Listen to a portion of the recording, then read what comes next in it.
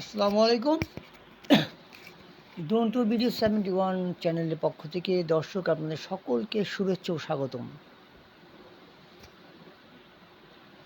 পাঠক, আওয়ামী লীগকে নিষিদ্ধ করার ঘোষণার পর আজকে সারাদিন এমন কোনো রাজনৈতিক দলের কোনো নেতার মুখ থেকে কোনো নেতিবাচক বক্তব্য শুনিনি। এটা শোনার প্রত্যাশা এদেশে কোনো নাগরিক করেও না। কিন্তু রাত সন্ধ্যার পর নাগাদ, মানে কটা 7:30 8টার পরে, এখন তো বাজে 9টা, ঘণ্টাখানেক আগের খবর, টাঙ্গাইলে বসে আওয়ামী লীগের দোসর এখনও মানে ভিন্ন দল করলেও তিনি মনে প্রাণে রক্তে উনি আওয়ামী লীগার। হ্যাঁ, আমি বঙ্গবীর কাদের সিদ্দিকীর কথা বলছি। ওনার প্রতি সম্মান ও শ্রদ্ধা রেখে আমি বলছি, উনি যে কথাটা বলছে ওই কথাটা পড়ার পর কিছু না বললে, মানে একজন নাগরিক হিসেবে রাতে আমার মনে ঠিকমতো ঘুম হতো না, মানে জ্বালা যন্ত্রণা করতোই। কারণ ওনার বক্তব্যের সঙ্গে ভারতীয়দের একটা কানেক্টিভিটি খুঁজে পাই। আমি নিউজটি একটু পড়ে শোনাই।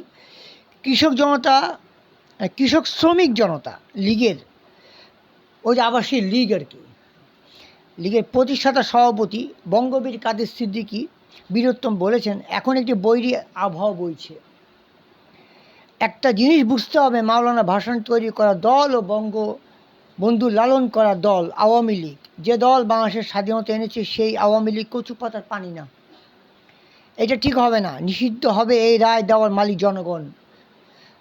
রোববার দুপুরে টাঙ্গাইলের কালিহাতী উপজেলার ছাতিহাটি গ্রামে এলাকার মানুষের সঙ্গে দেখা করতে এসে সাংবাদিকদের তিনি এ কথা বলেন।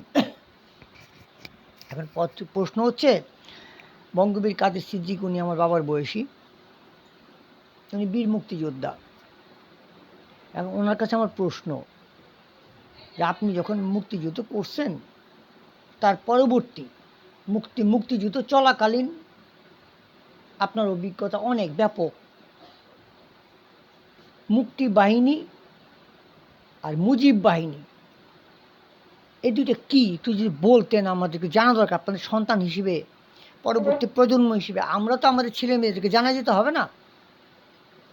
What is the definition of Awami League? What is the definition of Indian broker? যেন এতে আমাদের ছেলে মেয়েদেরকে বলতে হবে কাকে বলে আওয়ামী লীগ, কাকে বলে ভারতীয় দালাল। আপনি বললেন কচু পাতার পানি না, হ্যাঁ ঠিক আছে, আপনার কথা সত্য, কচু পাতার পানি না। আওয়ামী লীগ ভারতীয় দালাল, এবং আমার ভাষায় আমি যে সবসময় বলি, ভারতীয় নিয়োগপ্রাপ্ত, ইন্ডিয়ান অ্যাপয়েন্টেড একজন লেবার শেখ হাসিনা, শেখ মুজিব, এছাড়া কিচ্ছু না। এই দেশটাকে এই বিগত 15 বছরে, সে 15 বছরে কি কি করছে তার তালিকা কি আপনার সামনে উপস্থাপন করতে হবে, নাকি আপনি জানেন না? আপনার চুলদারি এমনি হাওয়ায় বাতাসে পাকছে, আপনি হাওয়া বাতাসে মুক্তিযুদ্ধ করে ফেলছেন। 15 বছর হিস্ট্রির পর 5ই আগস্ট আগ পর্যন্ত যেই নরহত্যা, প্রকাশ্যে যেই নিজের দেশের মানুষকে হত্যা, এরপরে এই ধরনের কথা বলার সাহস হয় কীভাবে আপনার? আপনি কি ভারতীয় না বাংলাদেশি? এই পরিচয়টা আপনি আগে দেন। কারণ আমার কাছে আওয়ামী মানেই ইন্ডিয়ান অ্যাপয়েন্টেড, মানে সহজ ভাষা ইন্ডিয়া, আর ওর পক্ষে যে কথা বলে সেও ইন্ডিয়ান।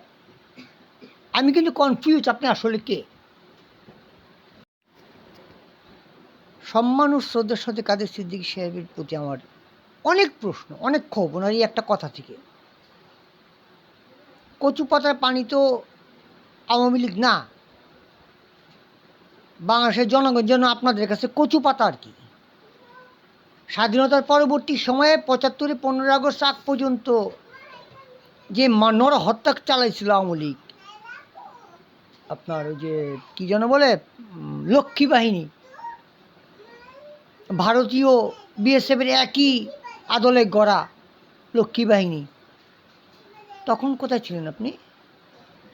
তখন ওই মানুষগুলোর কোনো মূল্য নাই, ওই জীবনের দাম নাই। 15 বছরে যত মানুষ হত্যা করছে, সেনাবাহিনী থেকে শুরু করে শাপলা চত্বর থেকে শুরু করে যত গুম খুম যা কিছু করছে, তার কোনো মূল্য নাই। আওয়ামী লীগ কচু পাতার পানি না। তা বাংলাদেশের নাগরিক আপনাদের আওয়ামী লীগের কাছে কচু পাতার পানি, তামসা পাইছেন? এটা কি শেখ মুজিবুরের বাপের নাকি আওয়ামী লীগের তাবেদারি? কোনটা? নাকি আপনাদের আওয়ামী লীগের দাস? আমরা কোনটা? আমরা বুঝতে অক্ষম যে আওয়ামী লীগ নামের দলটা আসলে কি। আসছে ইন্ডিয়া থেকে, গেছেও কিন্তু ইন্ডিয়া। ওইখান থেকে প্ল্যান প্রোগ্রাম করে আসে, এই দেশকে পুটকি মারে।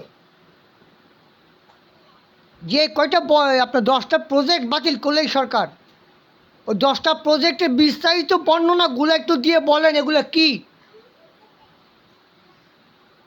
কার এগুলা? আপনি এত দম্ভ নিয়ে বলতেছেন আওয়ামী লীগ কচু পাতার পানি না। আমরা বাঙালির রক্ত আপনাদের কাছে কচু পাতার পানি। আপনাদের বাপ দাদার প্রপার্টি আমরা বাঙালি জাতি। শেখ মুজিবরকে, ওর বাপকে, ওর দাদাকে নাম বলেন। শেখ মুজিবের বাপ কোন আমলে কোন রাজা ছিল যে বাকশাল করছিল?